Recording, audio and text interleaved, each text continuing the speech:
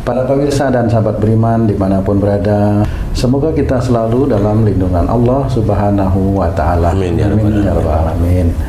Di video kali ini kita akan ngaji lagi bersama guru kita semua, Pak Ustadz Danu. Assalamualaikum Pak Ustadz. Waalaikumsalam warahmatullahi wabarakatuh. Amin ya rabbal alamin. Waalaikumsalam Pak Tung. Amin. Alhamdulillah. Alhamdulillah. Sahabat beriman dimanapun berada, kali ini saya akan curhat nih sama guru kita, Pak Ustadz. Dulu kan saya sering marah-marah sama istri saya, Pak Ustadz. Saya sering berkata-kata yang tidak baik, kasar sama istri saya. Terus satu ketika Allah memberikan ganjaran terhadap apa yang saya lakukan itu kepada istri saya. Saya diganjar yang tidak enak lah oleh Allah, kan gitu ya. Terus orang-orang itu mengejek saya. Nah, itu karena kamu dulu sering maki-maki istrimu, makanya kamu ya dibales sama Allah. Terus saya merasa teraniaya Oleh orang banyak. karena waktunya kan agak sedikit lama nih, jadi merasa wah kok saya malah dihujat oleh teman-teman saya. Boleh nggak saya mendoakan teman-teman itu akhirnya, Pak Ustadz? Ini kalau mendoakan kalau dipisah-pisah sih iyalah ya, kalau digabung ini gimana nih Pak Ustadz? Assalamualaikum warahmatullahi wabarakatuh. Waalaikumsalam warahmatullahi wabarakatuh. Amin ya rabbal alamin. Alhamdulillah, ya, pertanyaan yang bagus sekali. Kamu maki-maki istrimu, kamu ngomong kasar sama istri, kan nggak sekali pasti ya. Berkali-kali dalam perkawinan lah ya. Ya. Nah, suatu ketika kamu disuruh mengetahui ayat Allah, wa ma asabakum min musibatin fa bima kasabat aydikum. Apa saja musibah yang kau terima disebabkan dari buah tanganmu sendiri. Lewat apa? Lewat kamu dimaki-maki orang lain, kan gitu nih ya. Dimaki-maki sampai jengkel kamu sendiri ya. Dihujat, umpamanya sampai viral umpamanya, kan gitu ya. Sampai viral. Saya viral di antara teman-teman. Jadi yang begitu itu, terus kemudian kamu karena merasa teraniaya oleh orang-orang yang nganu kamu ya, kan menghujat, ngata-ngatain lah ya. Kalau menghujat kan belum tentu ya. Ngata-ngatain. Nah, kamu itu malah merasa terzolimi dengan kata-kata teman kamu, kata-kata ini. Nah, kalau kamu merasa terzolimi, terus kamu doakan agar Allah mengampuni dosa-dosa orang-orang yang ngata-ngatain kamu, kan gitu. Nah, sebenarnya proses ini harus hati-hati. Ya, kalau kamu mendoakan agar dosa orang-orang yang ngatain kamu agar diampuni masih boleh. Tapi bolehnya di sini, ya Allah ampuni dosa-dosa orang-orang yang mengatai aku. Boleh, masih boleh ya. Masih boleh ya. Tapi sebenarnya itu kan berproses. Sama seperti kamu itu lahir dari bapak namamu siapa, ibu namanya siapa, kan gitu. Ada urutannya. Jadi pada saat kami tanyain, loh kamu kok doain gitu, emang kenapa kamu dizolimi? Nah, kan kamu pasti ngomong, iya saya dizolimi. Kamu ngomong sama Allah Ta'ala, ya Allah ampuni dosa-dosa orang-orang yang mendolimi diriku, mamanya, kan gitu ya. Nah, kalau kamu doa seperti itu salah. Kezoliman itu mamanya diurut nih. Ini umpamanya ya, umpamanya nih, ini hanya umpama ya, umpama nih.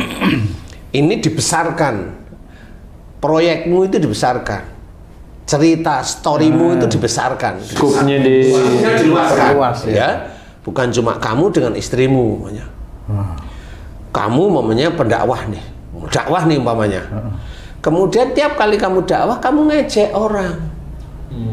Kamu sih, mamanya dengan kata-kata hurufnya G, mamanya belakangnya K, mamanya, kan gitu. Seperti itu diketawain. Kemudian umpamanya pas kamu dakwah, ya dakwah pada waktu nyinden atau wayangan, sama sindennya kamu katakan, untung kamu itu jelek. Kalau kamu itu cantik, kamu pasti jadi ya L, belakangnya E yang tidak baik sebenarnya. Ini kamu itu kan di-shoot oleh kamera. Kalau kamu di-shoot kamera dan beberapa keburukan-keburukan kamu di-shoot sama kamera, kesannya di kamera, di rekaman itu yang sudah beredar itu, kamu itu seperti yang paling hebat, paling pinter, paling dekat dengan Allah. Itu kan ada ketahuan kalau kamu seperti itu. Ngatain orang diketawain seperti itu, seperti kamu itu penguasa juga, tidak pernah terkalahkan. Bahasa Bantulnya itu untouchable, tidak tidak tersentuh. Nah, itu kalau sudah bergulir, kemudian ada orang yang melihat dan sebagainya, itu kan sebenarnya dosa yang kamu lakukan berkali-kali di hadapan orang yang melihat sebenarnya. Kalau dosa itu akhirnya bertambah, ya itulah yang namanya dosa jariah, ya seperti itu. Akhirnya suatu ketika kamu diingatkan oleh Allah Ta'ala melalui omonganmu sendiri. Nah, kalau kamu diingatkan kan harusnya minta maaf sama orang itu. Kalau namanya minta maaf itu apa? Ya seperti kita itu di bawah dia. Istilahnya adab untuk meminta maaf sama orang yang kita zolimi, itu ngerangkul aja sebenarnya nggak boleh loh. Oh, nggak boleh ngerangkul, kita yang salah kok. Coba kalau kamu lagi dihukum sama, di depan ada jaksa, ada hakim, ada pengacaramu, ya, kamu cengengesan, hakimnya ngomong apa coba? Jangan ketawa, iya, kan betul. gitu. Di dalam persidangan serius gitu. Jaga sopan santun, jaga gitu, kesopanan ya. Ya, nah, betul. Itu sama, itu minta maaf dengan merangkul itu nggak cocok, nggak cocok dengan apa yang kamu lakukan, itu nggak cocok. Kemudian kamu dengan kondisi yang begitu, kemudian banyak orang, karena kamu itu di sosmed, banyak orang yang entah itu ngasih nasihat kamu, entah itu untuk kamu itu namanya nasihat, namanya kamu orangnya keras kepala, kan nggak enak tetepan. Nasihat itu seperti, iya betul. Seperti sesuatu yang nggak nyaman. Karena apa? Karena kamu nggak hobi diberi nasihat. Karena otakmu itu hanya hobi kesannya memberi nasihat. Kesan. Karena kamu pendakwah. Jadi kesan aja saya bilang kesan. Iya. Karena omongan pada saat kamu dakwah itu morat-marit. Ada yang benar, ada yang banyak salah, ada banyak yang nggak karu-karuan. Morat-marit mana yang dibilang dakwah? Dakwah itu kan harus lurus di jalan Allah Ta'ala. Orang dakwah itu mulutnya harus dijaga, harus tertib. Walaupun di podium iya, di rumah sendiri pun tetap dijaga. Nggak bisa enggak. Nah, di titik itu kemudian kamu berdoa di depan jamaahmu. Ya Allah, ampuni dosa-dosa orang yang berbuat zalim kepadaku. Kan lucu rasanya. Berarti kamu selama ini belum pernah merasa kamu itu salah. Gitu ya. Belum pernah kamu itu menyentuh yang namanya dosa yang hanya 4 huruf dalam bahasa Indonesia. Orang yang merasa benar, orang yang merasa pandai, orang yang merasa dekat dengan Allah, belum tentu dia dekat sama Allah Ta'ala. Makanya merasa ya? baru dia merasa aja. Dia nggak dianggap sama Allah Ta'ala apapun bentuknya, walaupun mamanya dia ceramah, kamu mamanya ceramah, ya belum tentu kamu itu ceramahmu digagas sama orang. Hanya orang-orang yang hanya pengen, oh ada Pak Tung mamanya datang, oh ada Pak Tung kayaknya lucu. Nah yang ikut itu yang lucu-lucu, yang ikut itu yang seneng-seneng itu seneng-seneng sing hobine itu celah-celahan seperti itu, kan nggak boleh. Mencela itu dalam Islam nggak boleh. Berkata yang tidak mengenakan itu kan tidak boleh. Lah kalau kamu itu dalam dakwahmu itu nyelain orang, ngecek orang, kamu itu dakwah apanya? Nongkrong minum kopi sama makan pisang goreng kan gitu aja. Iya kan? Bener ya. Di pinggir jalan dengan orang-orang yang relatif di situ nggak begitu tahu tentang agama. Kenapa nggak begitu tahu tentang agama? Lah kamu salah mah diketawain, dikiranya itu betul. Dosa itu. Nah kalau dia kelihatannya agama, lah kan nggak boleh. Buat dijawil, nggak boleh. Gitu aja selesai. Nggak boleh. Jangan. Kan gitu. Jadi kan nggak boleh. Jadi doa seperti itu kamu itu tidak boleh. Walaupun kelihatan doanya baik, tapi kan nggak boleh. Siapa yang mendolimi? Kan nggak ada.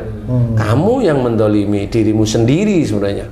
dengan omongan-omonganmu. Setiap kamu itu menurutmu dakwah, kalau menurut saya kamu itu hanya cerita ngalor ngidul. Kalau yang namanya orang dakwah kepada orang lain, sebelumnya itu dakwah untuk dirinya sendiri. Siapapun orangnya, kamu maunya nge-share, ada kajian dakwah, kamu harus bisa menjalankan apa yang kamu lihat, yang kamu share dari dakwah itu sendiri. Gak main-main, karena sudah dijelaskan oleh Allah Ta'ala dalam Quran.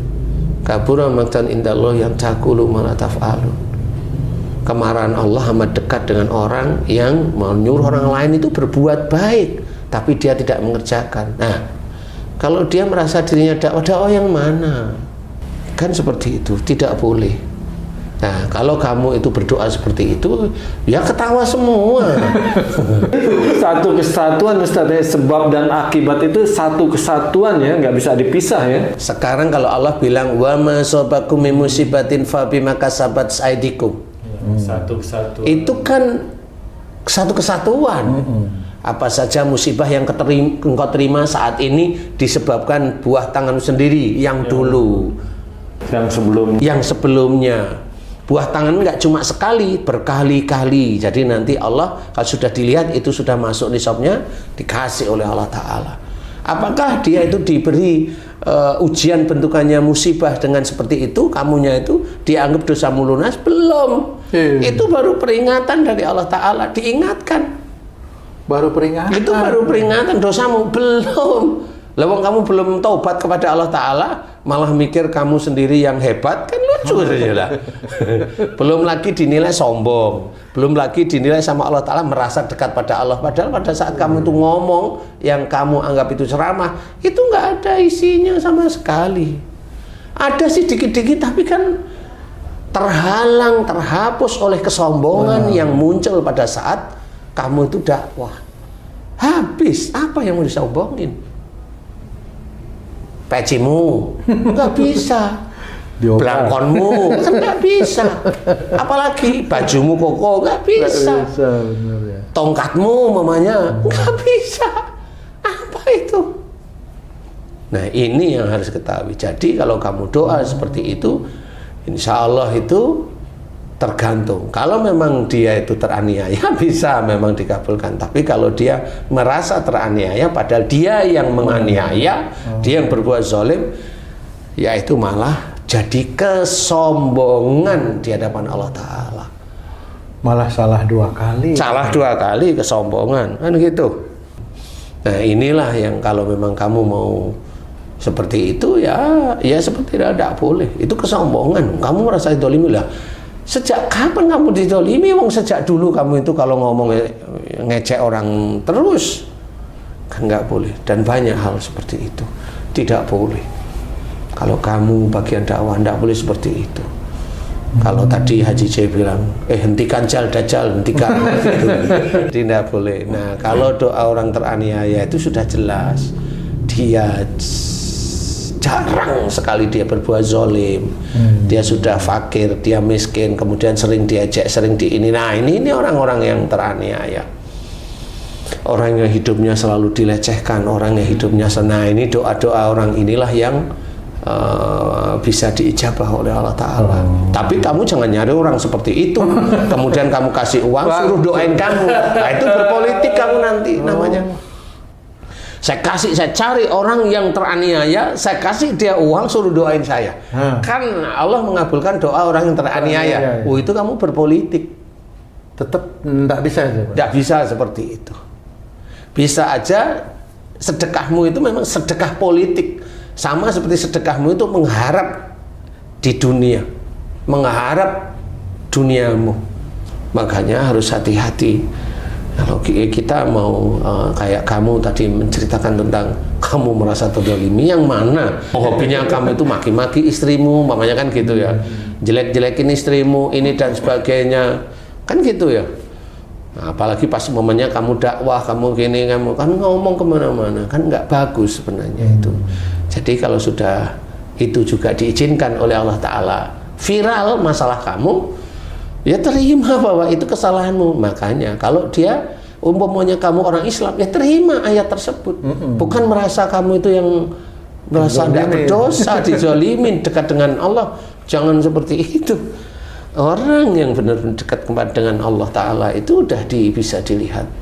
Cara bicaranya lembut, insya Allah seperti itu, tertata rapi. Kalau ditanyain dia orang pemberani enggak, dia pemberani. Kenapa? Cara bicaranya lembut. Dia mengikuti akhlak Rasulullah. Dia bukan orang penakut, bukan orang pengecut, enggak, dia pemberani. Cuma dia mengikuti akhlaknya Rasul sehingga dalam berkata-kata lemah lembut, tidak menyakiti saudara-saudara yang lain. Seperti itu.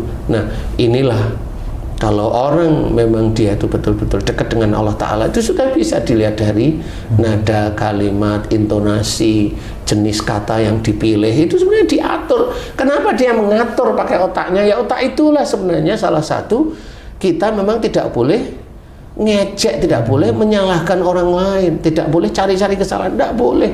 Orang nggak salah kok kita cari-cari kesalahan, itu dolim namanya. Nah, kalau apa yang kamu kerjakan seperti itu, mending kamu itu tobat. Kalau kamu berdakwah, turun gunung, nggak usah berdakwah. Turun gunung maksudnya? Turun gunung, Naik gunung, turun panggung maksudnya. Naik gunung ya. Salah saya ya. Naik gunung lagi, gitu, belajar. Iyalah, ya belajar lagi. Nanti kalau ditanyain, saya belajar pada ini. Sanad-sanad saya ini kan malu-maluin gurunya nanti. Iya, benar. Itu kan benar begitu. Sampai nggak diaku-aku, gimana kalau nggak diaku-aku? Loh kan akhirnya kamu juga nggak diaku-aku itu. Kan gitu. Jangan merasa dekat, jangan merasa hebat, nggak usah. Kepandaian itu milik Allah, ya, kebenaran itu milik Allah. Kelemah lembutan itu harus kita kerjakan. Pemaaf itu harus kita kerjakan walaupun itu sulit. Tapi jangan arogan, jangan merasa terzolimi bahwa nah itu kan yang dipikir itu detik itu. Kemarin dia nggak mikir, kan gitu. Makanya kita harus belajar jangan merasa kita terzolimi kalau kita tidak bisa muhasabah. Nah, kalau kamu umpamanya kamu tadi sebagai pendakwah seperti itu, kamu nggak bisa muhasabah. Udah, kamu naik gunung lagi, belajar lagi. Iya serius. Itu belajar lagi. Iya. Biarkan teman-teman saudara-saudara yang lain itu yang dulu mentertawakan karena kebodohanmu, ya itu biar reda. Kira-kira berapa bulan mamanya? Ya kira-kira 15 tahun lah. Kayak guru silat tuh di atas gunung. Kan biar canggih besok itu. Turun itu udah jenggotan pakai tongkat kan persis itu. Pakai blangkon mamanya itu kan jadi pendekar jadinya nanti. Lebih bagus kamu berdoa pada Allah Ta'ala mohon ampun. Jadi semua yang viral itu adalah perbuatan kamu sendiri dan kamu harus mohon ampun pada Allah Ta'ala. Makanya kalau kamu ingin viral, jangan ngaku-ngaku guru-guru yang lain, malu guru-guru yang lain. Ya, malu guru-guru yang lain. Itu bisa-bisa itu di kuburnya kalau udah ada yang meninggal, kuburnya itu kaget. Tengkoraknya kuburnya kaget. Tengkoraknya apa namanya ya? Jasadnya bisa gitu kaget. Karena kasihan, jangan ngaku-ngaku lah ya. Nah, di situ insya Allah harus belajar yang baik. Jadi kamu nggak boleh seperti itu, tuh ya. Kalau ada orang lain ya nggak boleh seperti itu. Jadi yang boleh gimana doa untuk Tung ini, Ustadz Pak Tung ini? Doa seperti itu nggak boleh. Bolehnya seperti apa? Kan kalau doanya kan mohon diampuni dosa-dosa orang-orang yang menzalimi diriku, kan gitu. Menghujat diriku, mengata-ngatai diriku. Sebenarnya kalimatnya itu boleh, tapi dilihat urutannya. Lah kamu dulunya bagaimana? Oh, berarti harus mohon ampun dulu dong. Iya, lah umpamanya Tung hobinya mukulin orang, sekali waktu dipukul sama orang. Rontok giginya, masa doa ya Allah ampuni dosa orang-orang yang memukul diriku. Lah kan lucu, dulunya dia itu mukulin orang. Kan lucu jadinya. Tetap sombong jadinya. Nah itu tetap sombong, tetap merasa dirinya itu soleh padahal namanya bukan soleh. Kan nggak bisa seperti itu. Harus belajar. Jadi kalau doa itu kalau dilihat sih boleh, tapi dilihat urutannya. Kalau Pak Tung misal tadi jolim sama orang, terus sudah minta maaf, bertobat, tapi yang namanya orang kan mengingat masa lalu juga nih masyarakat. Harus tetap aja tuh kita nggak bisa mencegah omongan orang lain untuk bicara, masih tetap mengata-ngatain dan lain-lain, doa seperti itu boleh nggak tuh? Apa doa saya juga belum dikabulkan Allah, begitu berarti Pak Ustaz. Sehingga terus dihujat sama orang akhirnya gitu. Emang Allah gampang ngabulin orang-orang yang seperti itu? Kan saya tanya, jangan mengambil dari salah satu ayat ud'uni astajib lakum. Nggak boleh, lihat belakangnya. Ud'uni astajib lakum innal ladzina yastakbiruna an ibadah sayadkhuluna jahannama dakhirin. Nah, inilah belakangnya. Jika engkau sombong dalam menyembah kepadaku, akan kami masukkan ke dalam neraka dalam keadaan hina. Lah, kalau Tung atau siapapun yang dakwah itu, dia itu merasa dirinya hebat, dekat dengan Allah, pinter, berkuasa, untouchable umpamanya, tidak pernah tersentuh dengan ini, dekat dengan penguasa umpamanya. Lah kan itu udah sombong, udah jelas akan dimasukkan neraka loh. Ini itu udah jelas dia akan dimasukkan ke neraka. Gimana Allah mau mengabulkan doanya? Kan sudah disetip sama Allah Ta'ala. Jadi hanya merasa aja ya? Hanya merasa aja. Jadi berdoa yang baik itu benar. Tapi kalau berdoa, kalau kita merasa terzalimi, harus lihat dulu. Kamu terzalimi atau kamu sebenarnya mendolimi banyak orang. Dan kalau itu menjadi viral, dolim itu viral, jutaan orang mendengar, jutaan orang melihat, lah kan dosamu jutaan. Minta ampun cuma sekali, itu pun di dalam kamar umpamanya. Nangis hanya berapa menit sih? Kan gitu kalau nangis hanya di depan kamera. Kenapa? Lah ya biar kelihatan nyesel, padahal enggak. Dari kalimat yang muncul lagi loh, kan nggak nyesel, kan lucu. Bener. Karena nggak punya adab. Kalau nggak punya adab ya seperti itu, dia nggak punya hukum. Walaupun dia seorang Islam, saya nggak bilang beriman loh ya. Walaupun dia seorang Islam, orang beriman nggak seperti itu. Kata-katanya rapi, insya Allah rapi. Quran, hadis seperti itu, rapi. Kalimat-kalimatnya rapi, insya Allah. Dan itu bisa dilihat di setiap harinya. Insya Allah, mudah-mudahan ini bisa manfaat. Jangan berdoa yang lucu seperti tadi. Ya, yang berdoa untuk diri serius tapi lucu sebenarnya. Serius tapi lucu sebenarnya itu. Kan lucu. Kamu yang maki-maki istrimu, kemudian kamu, ya Allah, aku mohon ampuni dosa-dosa istriku yang aku teraniaya dari istriku. Lah kan kebalik-balik. Jadi gimana sih? Jadi jangan doa yang seperti itu, karena itu kelihatan kamu itu sombong sekali. Sombong sekali. Makanya innal ladzina yastakbiruna an ibadah sayadkhuluna jahannama dakhirin, itu masuk kamu di situ. Kalimat di depannya nggak akan dikasih. Ud'uni astajib lakum nggak akan dikasih. Pasti masuk neraka, udah pasti. Jadi sehidup-hidupnya di dunia kamu pasti masuk neraka. Karena sombong. Udah sombong selamanya, karena dia merasa Tuhan. Selamanya. Syirik dia untuk dirinya sendiri. Itu makanya jelas ayatnya. Mudah-mudahan manfaat. Wallahu a'lam. Alhamdulillah. Terima kasih banyak Pak Ustadz penjelasannya.